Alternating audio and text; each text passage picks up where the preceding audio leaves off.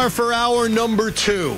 All we're trying to do is keep you entertained until Chris Moore takes over at 1 o'clock. Gallo and Loogie, one of the great nicknames of all time. You have to admit, Loogie just makes you sound cool, Loogie. You know? What would you rather be, Tommy? Hey, Tommy. What's up, Tom? Not that there's anything wrong with the name Tommy. It's just that Loogie's better. That's all.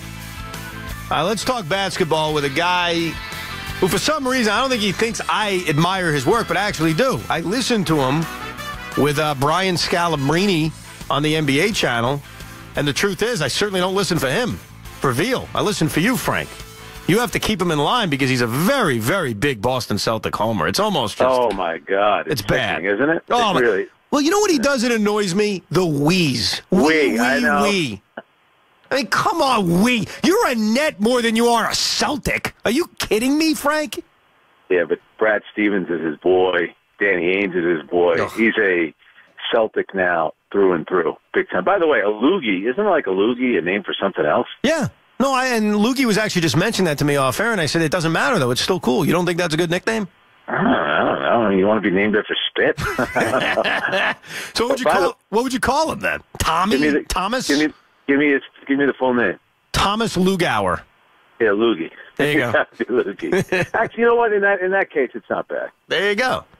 What were you going to say? Let me ask you this. Yeah. I heard the update. So Aaron Boone is interviewing for the Yankees. Is it true that Chris Carlin, Maggie Gray, and Bart Scott were the only 3 people not interviewing for the Yankee job? Is that true? Well, are you interviewing for the Yankee job? Am I? First of all, I guess this means that you and I are not getting the afternoon show. No, we just missed the cut. But here's the good news. You'll actually get to be on the afternoons of WFAN after Mike basically banned you for the last decade. Well, that was the Garden banning me. Mike had to do whatever the Garden told me. By the way, I'll also say this, too. I know, like, some people don't want to say anything about the afternoon people, and by not saying anything, you're actually saying a lot. So I will say this, and I know Maggie because I've dealt with her at Sports Illustrated, lovely woman. I don't know Bart Scott, so I can't comment on him. But Chris Carlin, who I've known for a long time and is a great guy, and I hope he does really well. Because it's not an easy show to replace those guys, so it's not going to be easy. So I will come out and say something about Chris and hope he does really well, as opposed to not saying anything. Well, who's in not, a lot of ways. Well, who's not saying something? Well, I mean, I've heard some people say I don't want to say anything, but by not saying anything, you're kind of saying a lot, in my opinion. Well, but I like Chris. Chris is a good guy, and I think he's going to do a good job. Well, that is saying a lot because you tend to be a very negative, angry person. So for you, how am I negative and angry? I keep it real. All right, whatever you want to call Mike it. Mike and Chris did a great job. I like their show, and Mike alone is funny. And I think the internet age and kind of Twitter has kind of given him a second life, kind of like it gave me a second career in a much different way. It's just because people want to beat me up for the things I say on Twitter, but the whole Twitter crowd back after this, all those guys kind of gave Mike, like a little bit of a boost, I think. Oh, I completely agree with you. I think that the social media age has helped kind of like the reformation of Mike Francesa in the second part of his career. I agree with you. No, it's made it great. And the show, and because of that, it is kind of enjoyable, but I think he knows that too, though. No, I think he has an understanding. Even though I don't tweet, okay, I'm not on Twitter, I don't do it. I think he understands that the social media age is it's enhanced his brand, if you will. Yeah, and I think too, like if you went back, first of all, if everything that you and I say on radio, we have somebody there like monitoring everything we say, we're going to screw up. There's going to be times when we make predictions that are wrong. Like, can you imagine if this was going on like 20 years ago? Oh, my God. Material they'd have. Tons of it. Tons of it. Especially when you're on the radio for 3 hours a day, 5 hours a day, 4 hours a day, you're going to say a lot of dumb things along the way. There's no doubt. Yeah. And don't you also kind of forget, like, you might have liked the team or liked the player maybe like 2 weeks ago, and then, like, your opinion changes. Just the way it is. It doesn't mean that, like, you're try to trick people into thinking that you don't like that team. No, anyway. we all flip-flop. We kill politicians for it, but the truth is we're all a bunch of flip-floppers. We really are. Anyway, I wanted to make sure I said that about Chris. Well, I agree with you. I think Carlin's a very talented guy. I was talking to Maggie earlier. Bart Scott is, I've talked to him. He knows a lot. I mean, this idea that Bart Scott doesn't know anything other than football is ridiculous. All right? I was talking basketball before. But explain that to me, though. Like, what do you need? Like, what do you need to know? Like, Boomer Esiason never played hockey, but he became a huge hockey fan. Oh, my God. He probably knows more hockey than anybody at the station. I don't even think it's that close. But I will say this, from doing like a lot of ESPN stuff, and I really get into hockey during the playoffs. The hockey playoffs are terrific. The regular season, it's too much. Right. And especially with the 3 teams in town, it feels like they play every single night. Oh, yeah. It's too much. And, and they're always playing the same team, because if the team is traveling to this part of the country, they'll play all 3 teams at once, so it's too much. Yeah. It's not interesting. But the playoffs are tremendous. And, like, Pittsburgh is great. I love Ovechkin. The Rangers are obviously good. The NHL has the playoff thing figured out. There's no doubt about that. Well, I'll tell you, the NBA right now, they are, even in a league in which we assume the Warriors are winning the West and the Cavs will figure it out in the East, though I'm a little skeptical, the ratings all across the board right now in the NBA is way up. I mean, the league appears to be very, very healthy right now, even for a regular season that you two could argue, what does it really mean? People care.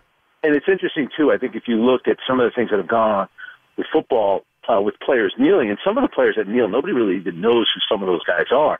But in the NBA, which, you have players who are very outspoken on social issues, including obviously the Golden State Warriors and their head coach, Stan Van Gundy, Greg Popovich, but LeBron, very socially active. But yet, like, when it came to the anthem, I think, like, Adam Silver, I don't think they were going to do anything to any players that didn't say it, even though there is a rule for it. But I think the players are smart enough to say, you know what, let's not get everybody focused on kneeling for the anthem. Let's try to attack things in another way. So I think that part of it, that's not an issue. And I think that makes, I think for the most part, the fans like a lot of these NBA players. And there's a new crew coming in with Ben Simmons and Joel Embiid and the way that Porzingis is playing. So we're already, because LeBron, at some point, it might not happen until he's 50, is going to slow down. But I think people are now seeing a younger group of players coming in. The interest level has been off the charts. There's a lot of interest in Lonzo Ball, even though he's been terrible, but there's still a lot of interest in him, and I think Kristaps getting off to the good start, and the same thing with Embiid. Have you ever seen Embiid play in person? Yes, one time. Yeah. Isn't it amazing? He's incredible. It's just, but you know what? It comes down to this with him. He's just got to prove he could get through a full season and stay healthy, and that's the biggest issue he's facing. Because if, God forbid, this guy can stay healthy, he is an insane talent. Talent. Yeah, it's too bad. Like, he did that against the Lakers, at 10:30 at night. I know. Where a lot of us were sleeping, with the 46 points and the 15 rebounds. But it's not only like when you see him in person, you're blown away by how big he is. He's gigantic, and he's got unbelievable skill. But he also has kind of like a Shaquille O'Neal kind of showmanship to him. Yes. Well, that adds to it because he's become like a Twitter superstar, and he's funny and he's direct. He's hilarious. And I think that helps when the fans can feel more, they could kind of communicate with the players in a way. Evan, the game that I was at when they played against the Knicks, and he had a big game against them in Philadelphia, he missed like a dunk. Like he came up short and he fell down. So there's like a comedy to him as well. He's a great player, but he does things that over the course of a game will make you laugh. He's a great entertainer. There's no doubt about it. Let me ask you this, and we'll get to the Knicks eventually at some point. You mentioned Lonzo Ball. Nah, you know what? I put you on because you watch everything with the NBA, and you cover it when you're doing that serious NBA show. You're not talking Knicks for 4 hours. God forbid you'd have 2 listeners. So let me ask you this about Lonzo. Last night was a bad look because there's a scuffle late in that game. My boy Brooks involved. My boy Brooks getting in there, and Lonzo Ball walks away from it, and then after the game basically says, "I don't want no tech," as his answer. That has got to tick off his teammates, Frank, to do something like that. I think it would. I would say this. His teammates do seem to like him because he is a guy that gets his teammates involved, and you can tell that he doesn't like all the attention. Our boy Ohm, who used to cover the Nets for the Daily News a million years ago, he now works for ESPN, and he's out there covering the Lakers. He really covers Lonzo Ball. Every day he writes a story about him, and it's one thing to cover the Cavs and you're writing about LeBron. The Lonzo Ball thing has not really been that interesting because he hasn't been good, and then he had the issue with his brother overseas. But I would say this. I think that's probably a rookie mistake that the kid made, but his teammates do seem to like him, and he plays for his teammates, and he wants to share the ball. The big issues are going to be defensively. He's not good, and he can't shoot. Oh, his shot looks completely broken. Yeah, and I get it. I know I was told a million times over that his father is a marketing genius and he's the greatest father alive. I get all that. I don't think his father did him any favors. It's one thing to say my son's going to be a terrific NBA player. He's going to be better than Steph Curry. He's going to be better than this guy. He's going to be better than that guy. And any NBA player, a veteran player, is going to go after a rookie. especially a high-profile rookie. Now you add to it that his father's going around telling everybody that he's better than you. Look what Patrick Beverley did the first time. Oh, my God, that was great. That was great. But because his father put a bullseye on him, and it's unfortunate. It put him in a very tough spot. Absolutely, absolutely. And I think, too, like Patrick Beverley, that first time walking around telling everybody I'm first team all defense, it's tough for the kid. I give him credit for the way that he's handled it. And anytime you see him in an interview, he does not want to be interviewed. It's not like he's the one looking for the attention. He's not the one bragging about himself. It's his father. His father, at some point, got to just tone it down a little bit. He's not helping him. Frank, we are on the verge. I don't know when it's going to happen, but there's about to be an all-out Twitter battle between Lonzo Ball and the President of the United States. You know that's coming. I mean, that's LaVar teetering. Ball. LaVar Ball, I'm sorry, not Lonzo. LaVar Ball and the President are about to go at it, and it may be the thing that breaks Twitter. I don't know, because I would think that those three families, regardless of like how you feel politically or what side you're on, I think they're smart enough to know that they caught a real lucky break. And let's face it, I think if the president, if he had been in the United States at the time and there was some issue going on here, it's like three guys from UCLA getting arrested. The fact that he was over there, and obviously somebody in the administration said, you know what, you should help these kids out. Plus that company Alibaba that's going to be your owner. Oh yeah, can't wait for that. With the Nets, I think all those things factored in. So I think the president took the opportunity and said, yeah, you know what, this is going to make me look good. He blew it then by tweeting out, you think the UCLA players are going to thank me? Which they did. They ended up thanking him a few hours later, if I'm not mistaken. Well, no, at the press conference. They all three players read from a prepared statement. They all made sure that they thanked the Chinese government. They all mentioned that the Chinese police treated them well, and they all thanked the president. I'm sure those were like three of the requirements, and they admitted their guilt. They're very lucky. Well, first of all, Frank, why are they playing basketball over there? Why are they in China? Why? Well, if you're going to do it, just do it next week when school is on Thanksgiving break. That would actually make sense. No, but why are we going to a communist country to play college basketball? I mean, seriously. It has something to do with that company, Alibaba. Somebody from the Pac-10 or UCLA must be connected to it. It's ridiculous. And you know that the kid, I think he drives LiAngelo Ball, drives a Maserati because his brother, his father have money. Right. I don't know why the kid feels the need to go shoplifting. Yeah. And by the way, it was 3 stores. Yeah, that's crazy, man. What are they thinking? That is so ridiculous. Dumb. The only reason why I think there could be a Twitter battle is that LaVar Ball said recently that the president didn't help LiAngelo get released from shoplifting. Oh, I didn't see that. He said who when asked about it. He's a knucklehead. He really is. Dude, there's a tweet coming from the president, and you know it. I didn't know that. That's interesting. He's a knucklehead. Yeah, yes, indeed. We're talking to Frank Isola. Let's get to the Knicks. Do you think Porzingis right now, I mean, he's getting physically abused by a lot of players. We saw it last night. Do you think he's not getting calls, in your opinion? I think he's doing a little flopping. I think there's probably a little sense that he's got to earn it to get those calls. He still has played pretty well, and there have been some games where he has gotten calls. What you do see now from a lot of teams, and I think like the Celtics did this a lot the first 2 years, where they put Marcus Smart on him, and they put like a smaller defender on Porzingis and try to get physical with him. And LeBron, not that LeBron is a smaller defender, but LeBron did that the other night on Monday night when they played, especially in the fourth quarter. But I think I still think he gets calls. The big thing for him is going to be staying healthy over the course of the season, because the first 2 years he's missed 26 games, and if he's going to miss 13 games this year, it's going to be very difficult for the Knicks to make the playoffs. No, you think the elbow's bothering him right now, is affecting him during this little slump he's been on? We never hear about it after they win. Of course not. So I don't believe that. The big thing too, Evan, as you know, by Wednesday night, think about this: when the Knicks play Toronto and that game is over, the Knicks will have already played 12 home games. Oh, I know. And a lot of that has to do with the Grammy Awards that are going to be at Madison Square Garden. For some reason, when the Grammy Awards are in your building, and the Lakers have gone through this and the Clippers have the last few years, they need the building for 2 weeks. So over those 2 weeks, you're on the road. And it's going to catch up to the Knicks at some point, but I think the schedule's been very favorable. The opponents have been favorable, so it's allowed them to get off to a good start and gain a little momentum, gain a little confidence. But the real test for them, they're going to have to make up these road games. Oh my God, dude! And it's a stretch of 15 of 18 games on the road, and then 16 of 20 if you want to go a day further. And that's all for the Grammys. That's the reason why. Absolutely. It's ridiculous. Garden wants to make a lot of money. You're going to book something like that, but it really takes a toll on your basketball team. I'm sure when Jeff Hornacek saw the schedule, he was probably thinking, what, maybe I won't be here when they have to play out these road games. But he's actually done a good job. But I think the start for them, it's been good. They should have beaten the Cavaliers the other night. Of course, they blew a lead, and you have Knicks fans celebrating it. They blew a 23-point lead. Now, where are you on that one? I'm disgusted by it. They blew a lead. I would not be happy. I would not be happy. I was surprised, too. I mean, to me, first of all, you've already beaten them once this year, so it's not like it's some unbeatable opponent. Right. You were up 23. You gave up 43 points in the fourth quarter, and I had Knicks fans tell me, it's a big deal.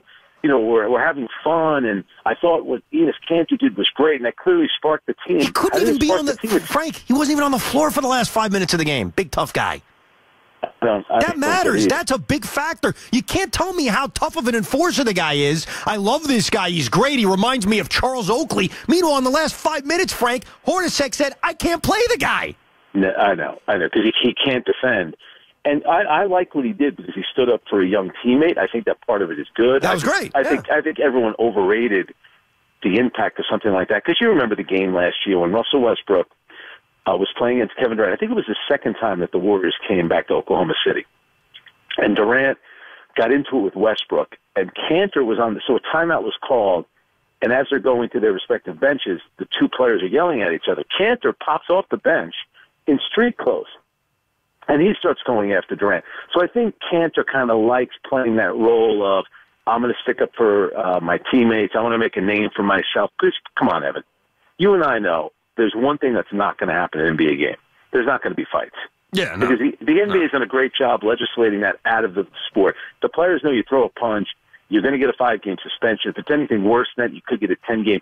You think LeBron James, I can get in LeBron's face. You think LeBron's going to fight me during a basketball game? He'd also be intimidated by you. You're very, very tough. Maybe, because I do have the pen. But he's not going to. LeBron James is going to waste, 5-game salary on fighting with Enes Kanter. It's not going to happen. No, so a lot of that is kind of. It's a little bit is.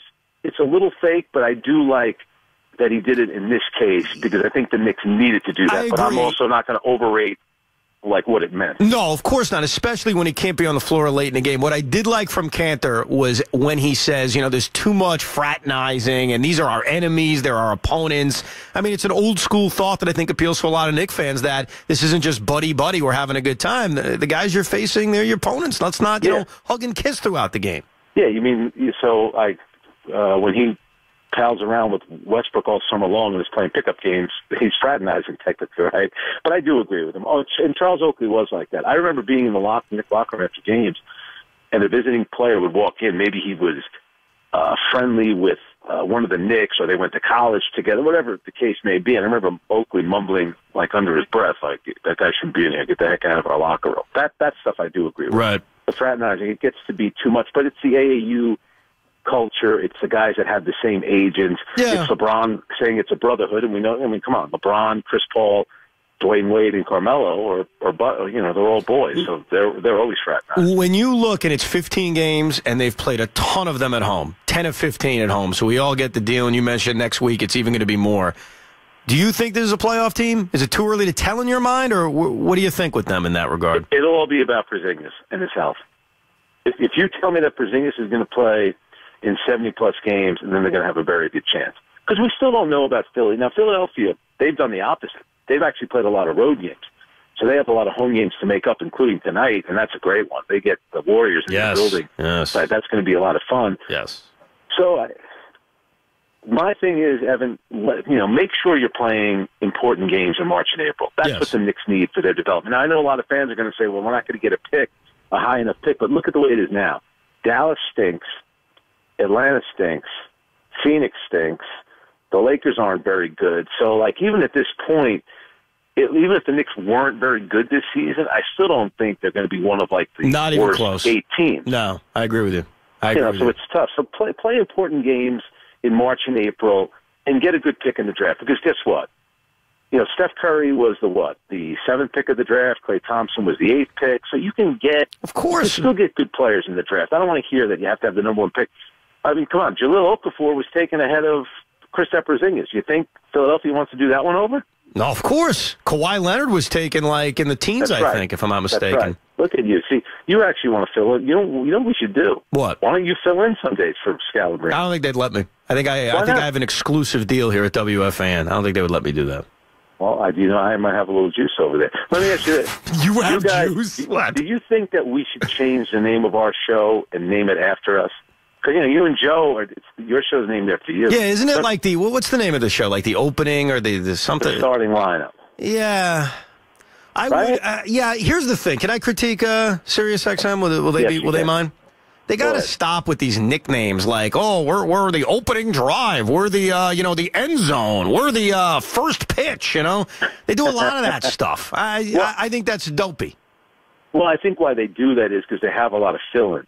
Yeah, you're right. Shows. But that's fine. You're right about that. When it's a consistent group of guys, it's your personality. So yeah, I would call it Frank and Veal. That would be the name. There you go. How about Scal and Ice, or the White Mamba and Ice? There it is. All right. I'm good for that. Well, one guy said we should call it Drama and the Mamba. You know what? That's a great name. I like that. Because you are very drama-filled. I like that. But come on. The NBA, that's what makes the NBA great. The NBA is a drama league, and LeBron is the king of drama. That is true. You're right. The NBA has something that the other sports just don't have. And like during the off season, it all plays into it. Who's friends with whom? It's and so who doesn't true. like, and who's dating this woman. Here's the one thing, though, Frank, that they need to. I'm talking about to explode. I know the ratings are up. Everything's great. They need a little bit more competitive balance. If you can get more openness on who's getting to the finals, I think the league could really explode and hit heights they've never hit before. I do agree with that. And that's why they have to go one play 16. It's that time, and I don't care about that. Golden State might have to play the Washington Wizards in the second round. I don't care. I'm in on that. I've wanted that for years. I'm totally with you. Can you imagine a couple of years from now if the Knicks play the Lakers in a playoff game? Be great. In the playoffs here? That would great. be a bad thing. And I don't want to hear about travel. It's 2017. Give me a break. They're sitting first class. Traveling by stagecoach.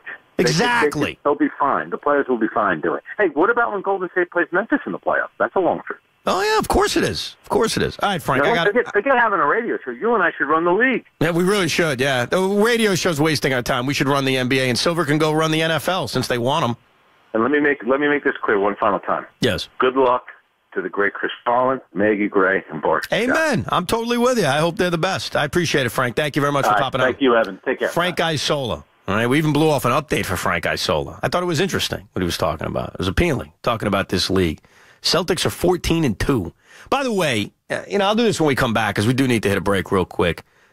If you are a Knicks fan dreaming of the playoffs, let's go through real quick. It'll take a minute or two. The teams that are going to be in the playoffs, and then the teams that are going to battle for those last spots that are out there, just to take a realistic look at if this team could be a playoff team. We'll come back and do that, plus your calls. Evan Roberts with you till 1 o'clock.